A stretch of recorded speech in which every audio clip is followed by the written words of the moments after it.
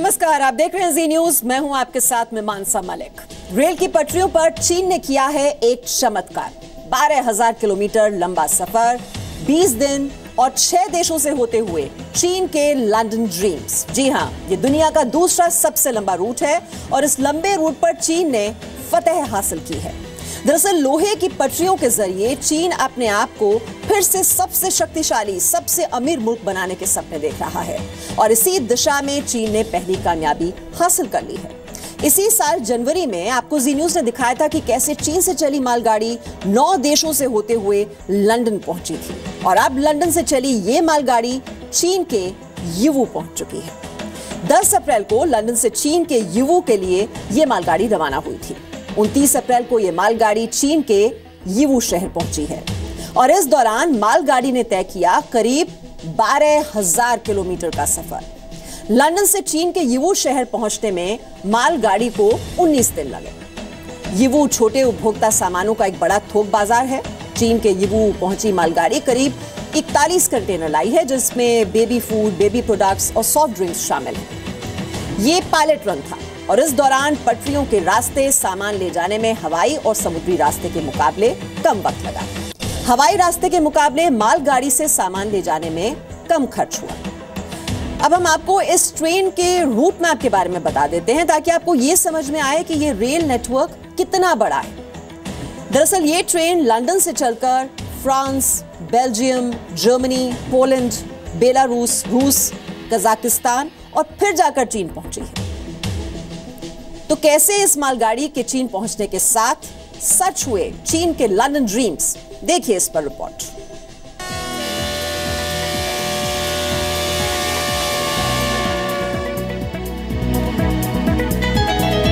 London से चली चीन पहुंची मालगाड़ी।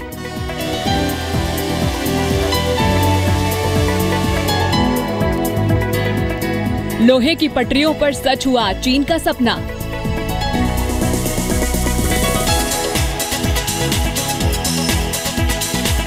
यूरोप और एशिया के 9 देशों से गुजरी मालगाड़ी।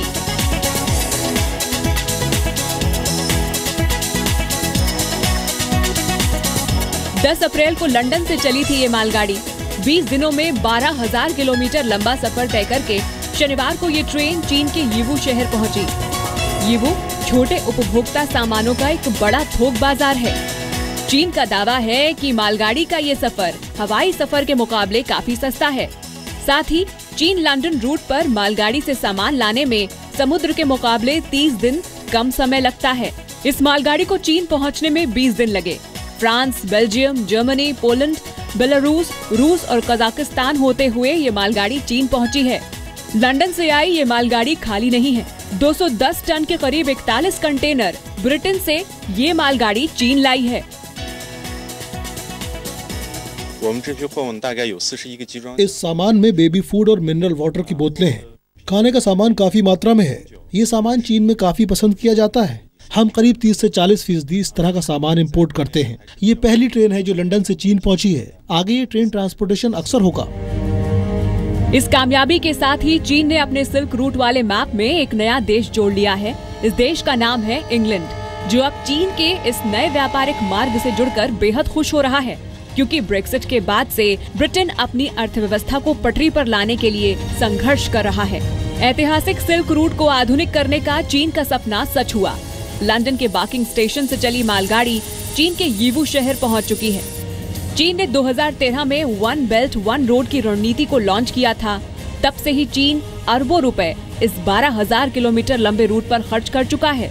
चीन इस रूट पर पड़ने वाले तमाम देशों को आर्थिक तरक्की के सपने दिखा रहा है, लेकिन रिमोट कंट्रोल अपने हाथ में रखकर। दरअसल चीन दुनिया के ज्यादातर देशों को नए सिल्क रूट और वन बेल्ट वन रोड योजना पर राजी करना चाहता है।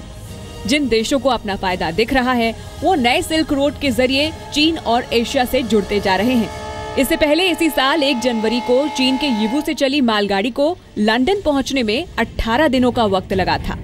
जिन देशों से ये मालगाड़ी गुजरी थी वो सभी देश अपने आप इस आयरन सिल्क रूट का हिस्सा बन चुके हैं। इन देशों की लिस्ट में कजाकिस्तान, रूस, बेलारूस, जर्मनी, बेल्जियम, फ्रांस और इंग्लैंड शामिल हैं।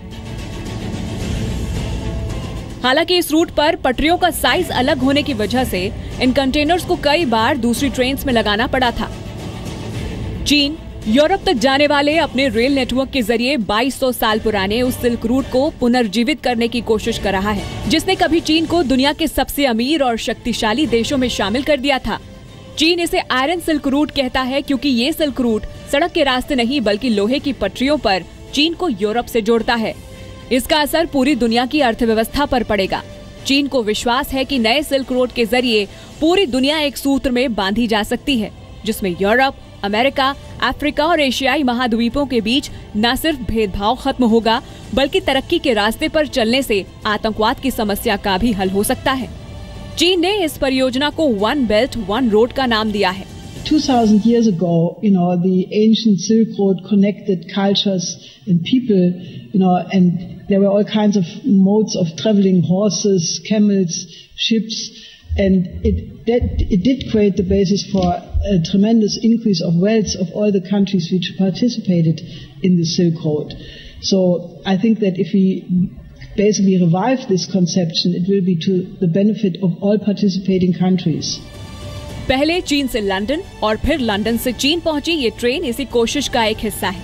चीन दुनिया के एक बड़े हिस्से को वन बेल्ट वन रोड के जरिए जोड़ना चाहता है, लेकिन दुनिया के ज्यादातर देश चीन को शक की निगाहों से देखते हैं, क्योंकि इन देशों को लगता है कि चीन सिर्फ अपने व्यापारिक फायदे के लिए ये सब कुछ कर रहा है। ये बात एक हद तक सच भी है, क्योंकि जब तक चीन आतंकवाद का साथ देने वाले देशों से किनारा नहीं कर लेता, चीन को ना तो ईमानदार व्यापारी माना जा सकता है और ना ही ईमानदार पड़ोसी। ब्यूरो रिपोर्ट, जी मीडिया। अब यहाँ आपको ये भी पता होना चाहिए कि दुनिया में दूसरे सबसे लंबे ट्रेन रूट कौन से हैं। तो आइए आपको बता दें, ये जानकर आपको हैरानी होगी कि दुनिया में सबसे लंबे रूट पर ट्रेन चलाने का रिकॉर्ड चीन के नाम पर है। पूर्वी चीन के यीवू शहर से स्पेन की राजधानी मैड्रिड तक एक मालगाड़ी चलती है और ये दूरी 13,000 किलोमीटर की है। दुनिया का दूसरा सबसे लंबा ट्रेन रूट रूस की राजधानी मॉस्को से नॉर्थ कोरिया की राजधानी प्योंगयैंग तक का है। मॉस्को से प्योंगयैंग तक जो ट्रेन चलती है वो 10,214 किलोमीटर का सफर तय करती है। इस दूरी को तय करने में इस ट्रेन को करीब 8 दिन का समय लगता है। वैसे इसी रूट का एक हिस्सा है जो ट्रांस साइबेरियन रेल लाइन के नाम से मशहूर है। इस लाइन पर ट्रेन रूस की राजधानी मॉस्को से रूस के ही शहर व्लादिवोस्तोक तक जाती है। ये रूट लगभग 9,258 किलोमीटर लंबा है। यहाँ आपको भारत की सबसे लंबी दूरी वाली ट्रेन के बारे में भी जानकारी दे दें। दिल्ली से पाकिस्तान के लाहौर शहर के बीच समझौता एक्सप्रेस चलती है जो वाघा बॉर्डर से पाकिस्तान में दाखिल होती है। इसी तरह से जोधपुर से कराची के बीच भी ट्रेन चलती है जिसका नाम है थार एक्सप्रेस। भारत और बांग्लादेश के बीच भी ट्रेन सेवा है जिसका नाम है मैत्रेयी एक्सप्रेस। ये ट्रेन कोलकाता से ढाका के बीच चलती है। वहीं भारत के रक्सौल और नेपाल के बीरगंज के बीच भी सन 2005 से एक ट्रेन चल रही है। भारत फिलहाल भूटान तक ट्रेन चलाने की योजना बना रहा है, यानी भारत अभी सिर्फ अपने 3 पड़ोसी देशों तक ही ट्रेन चला रहा है। जबकि चीन की अगर हम बात करें तो वो भारत से बहुत आगे निकल गया है और चीन का रेल नेटवर्क अब यूरोप तक पहुंच गया है। अब इससे भारत को भी प्रेरणा लेना चाहिए। सुपर पावर बनने के लिए ऐसे कदम उठाना भी कई बार जरूरी होता है।